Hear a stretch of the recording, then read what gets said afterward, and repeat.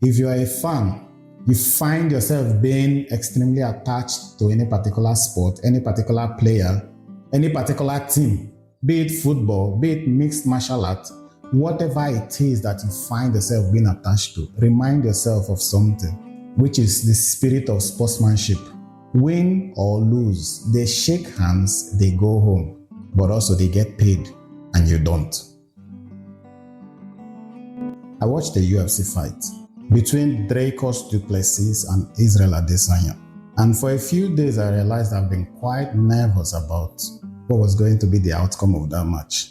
And then it got me thinking, got me to really begin to reflect on how much I've become attached to that particular sport. For me, many years ago, it used to be football. So I got attached to one English team, Chelsea, I think. And then after some time, they began to lose. And I felt like, I didn't want to get heartbreak because of this kind of football game. At the end of the day, it's just a football game. I said to myself, okay, so I'm going to drift to a winning team to keep my own sanity. So I did. And I drifted to Manchester United. And I started supporting Manchester United. And I like Ronaldo quite a lot, Cristiano Ronaldo. So Cristiano Ronaldo came to Manchester United and I was like, yes, now we've got it. But before you knew what, everything that happened began to happen and the team began to spiral. I didn't really know what to do. I said, then I need to bias my mind to not like that team. Not because I don't actually like that team, but because of the effect it's having on my own mind, on my own mental health. So I felt it's better for me to move again.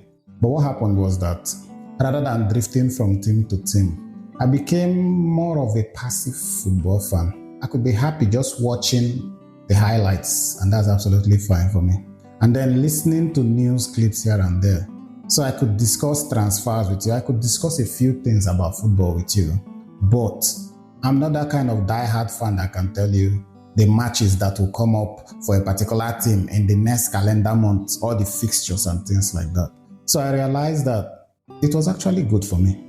But within that space of time, there was another sport that began to capture my attention, and it was mixed martial arts. It happened a few years ago.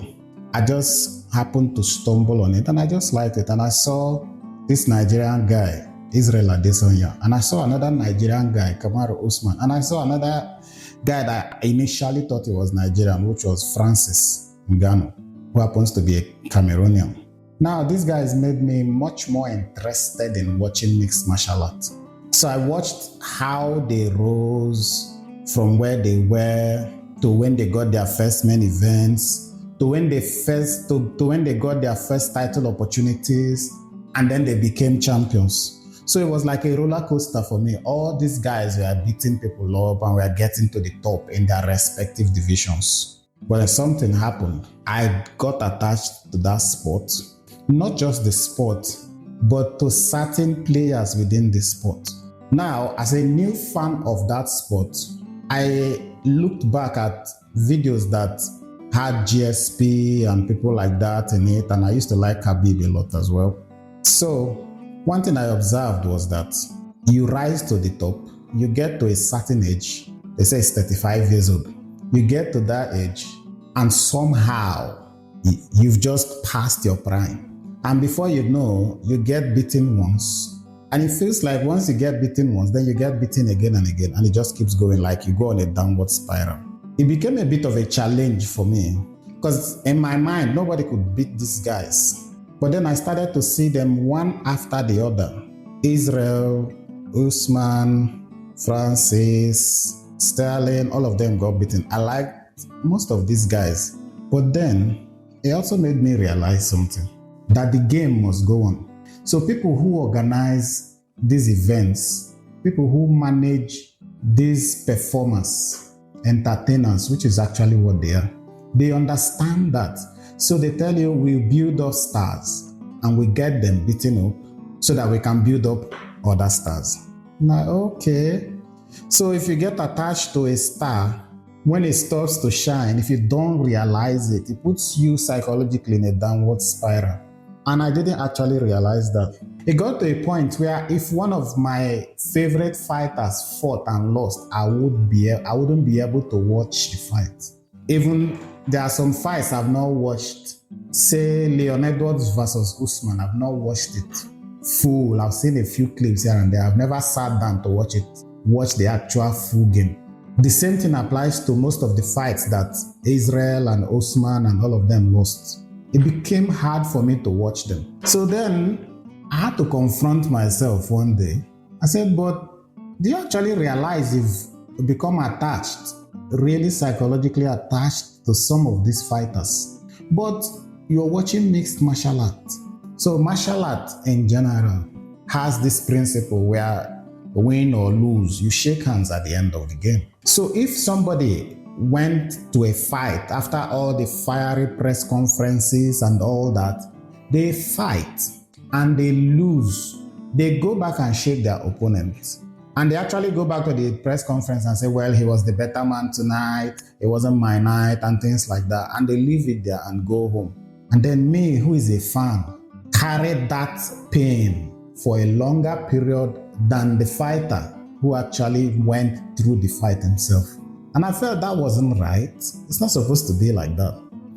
How can I cry more than the bereaved? But come to think of it, these guys get paid very good money to fight. And even when they lose, they still get their basic money that they agreed in their contract.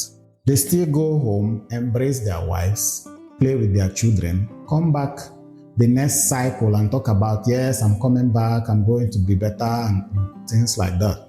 And I felt, is it not better to learn from these guys actually? So if Israel and Dracos fought and Israel got beaten, why should I then beat myself if Israel didn't beat himself? And I felt I should share this with somebody. This might actually be of help to somebody. There's a lot of us that subconsciously have become attached to certain outcomes that we want, certain desired outcomes. And when we don't get those desired outcomes, we feel absolutely mashed up in our minds. I've had situations where people watch football matches and they get heart attacks and they die. And then the footballer that played that particular game finished the match, lost by a tiny margin, which was why somebody got a heart attack. He went and swapped his shirt with an opposing player. So people who are into sports understand sportsmanship, but it does seem like we that are fans do not understand sportsmanship, or at least we don't practice it as much as the sportsmen themselves. That's a major psychological issue for people like me. That's a major psychological issue for probably you as well. If you look at it and you support a particular football team, and your football team loses and you can't eat when you get home, and you get depressed and you get drunk and you do all sorts of things, you ask yourself a simple question.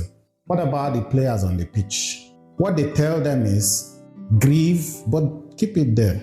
Because when you come back to camp tomorrow morning, when you come back to wherever it is you're living tomorrow morning, you're thinking about the next game. So why would a fan go home and think about things that have passed in a long time? I mean, what drove me to this line of thought was the fight I watched this morning.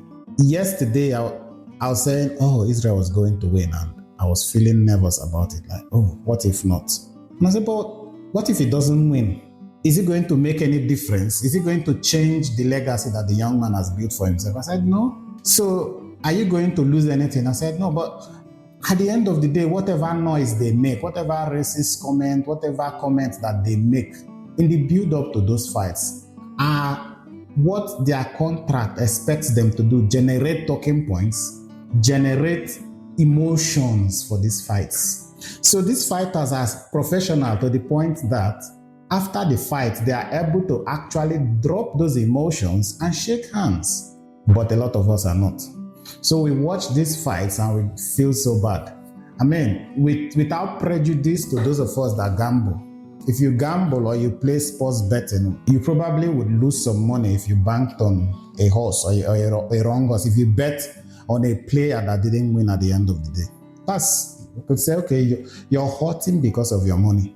But there's some of us who are just fans who don't play betting. You didn't lose any money, you didn't lose anything, but then you lose sleep and you begin to wonder.